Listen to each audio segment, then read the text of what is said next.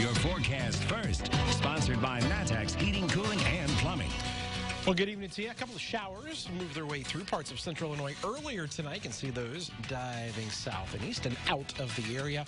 And we're pretty much done with those here tonight. It actually feels really comfortable outside with temperatures in the mid and upper 60s. 69 in Springfield. We've got 67 degrees in Effingham right now.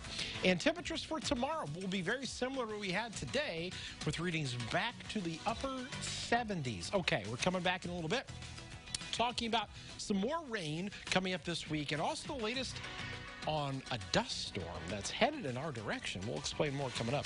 WCI3 News starts right now. You're watching your local news leader. This is WCIA3 News at 10.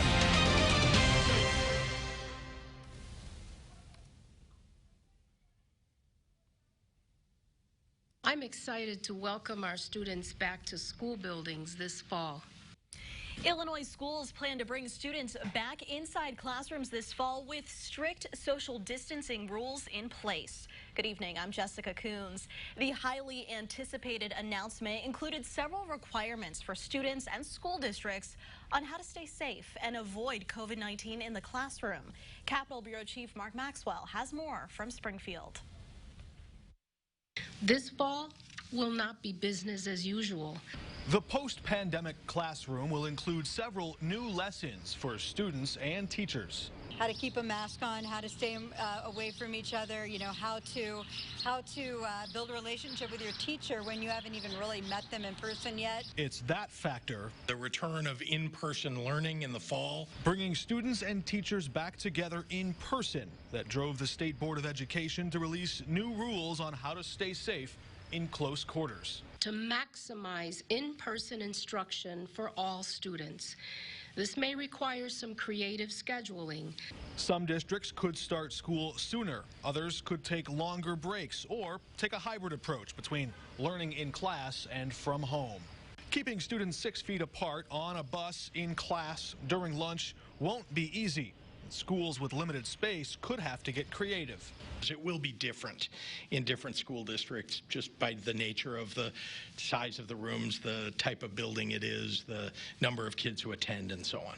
The new normal may include some scheduling headaches or logistical challenges, but it also presents new opportunities for students. This was a huge disruptor to the way we do everything.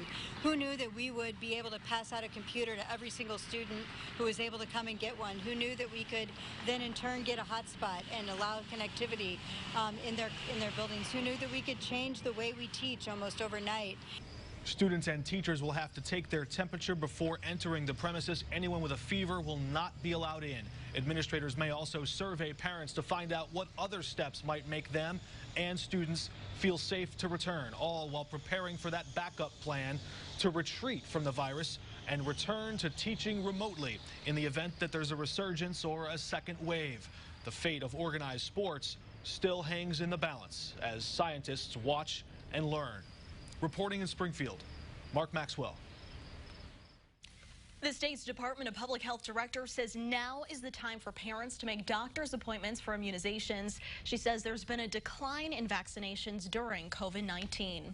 Some parents tell us they're cautiously optimistic about the return to school, while others say they're worried about implementing these new rules. WCIA3's Jen Lask spoke with a few parents today. Here's what they told her. For the Smiths, remote learning has meant tagging along with mom on the job. We have to be with mom with everywhere she goes. He's right there tagging along, so it's been exciting though. He get to learn like, okay, everything is not free. For the Diamonds, in-person learning will mean a chance for the kids to get to know their classmates. I'm looking forward to making a whole new friend group because I don't have friends here because we moved during the shelter in place. Her mom's excited but still has some concerns. I'm kind of worried about the whole mask situation, especially with my first grader wearing a mask all day. As for the Kirkpatrick family, Erin is already getting a little bit of practice with the masks thanks to day camp. This mask. I'll put it on. Megan says she's excited for Erin to go back to school. She really doesn't want to learn from me.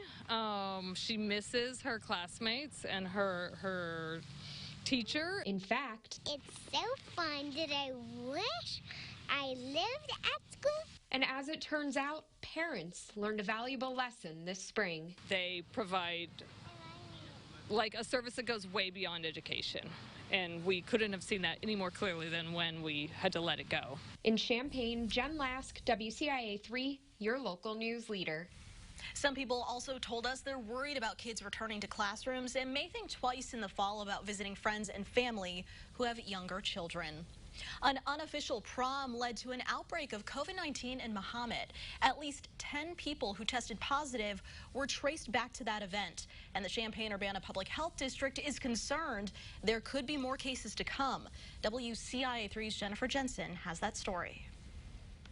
On June 13th, a private prom was held at a parent's home in Mahomet. While the health district does not know exactly how many people attended the event, parents of students who went say about 40 to 50 people were there. The health department says so far, 10 people have tested positive for coronavirus, contact tracing them back to the unofficial prom. The Mahomet Seymour School District superintendent says this was not a school-sanctioned event and was not organized by them. But as a safety precaution, they have canceled all in-person school activities like athletic practices and driver's education classes.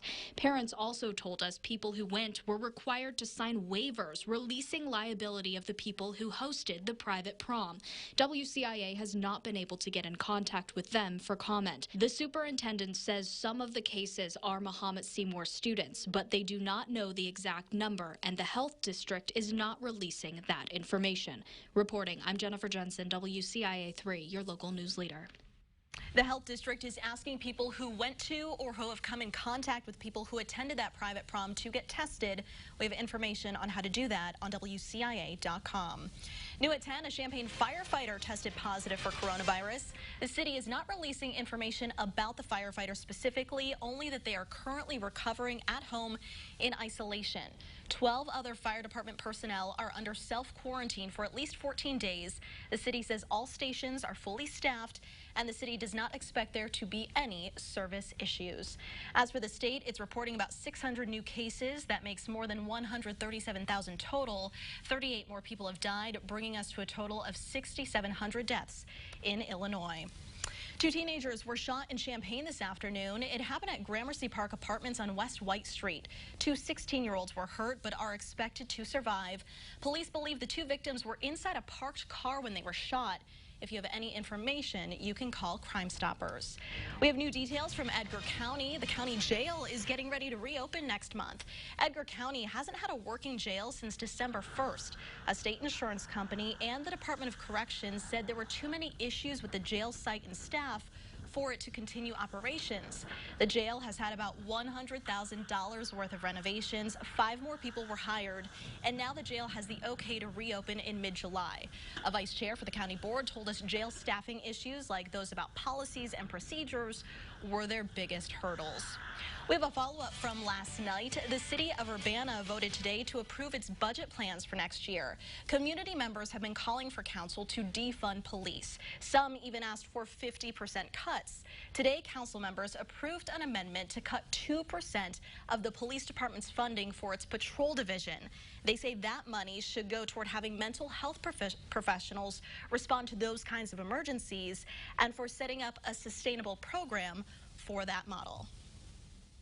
So we're going to need funding to pay somebody to lead this effort, either bring them on staff, hire a consultant or facilitator. We can figure that out, but we certainly can't do that whole thing in-house. The council was supposed to also talk about body camera footage access and retention today, but we'll still have to push that back to another day. Protesters marched throughout Champaign and Urbana tonight. Pain to Peace organized a Say Her Name protest. It was dedicated to black women who have been shot and killed by police. They will have another protest on Saturday for All Black Lives Matter at Champaign's Westside Park starting at 11 a.m. Also new tonight, one school district is considering declaring racism a public health crisis. A resolution is on the agenda for tomorrow's Champaign School Board meeting. The district says racism adversely impacts their students, families, staff, and community at large. That meeting starts at 4 o'clock.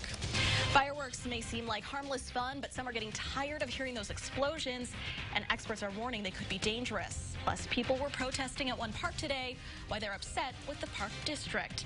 And later, fewer fans will be allowed to watch at Memorial Stadium this season. But what exactly could the crowd size look like?